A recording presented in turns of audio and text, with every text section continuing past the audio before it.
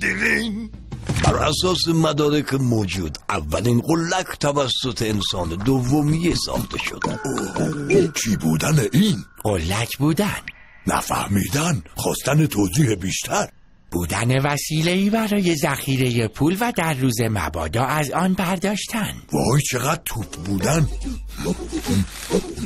جوگیر شدن و دار و ندار خود پس‌انداز کردن، رفتن و برای زن و بچه تعریف کردن، از احساسات پاک انسان اولیه به استفاده کردن، رمز رو وارد کردن، مبلغ درخواستی گفتن، کل دار و ندار، دستگاه در حال پول شمردن، مهاجرت کردن به کانادا. بدین ترتیب قاره کانادا توسط الف دال کشف شد.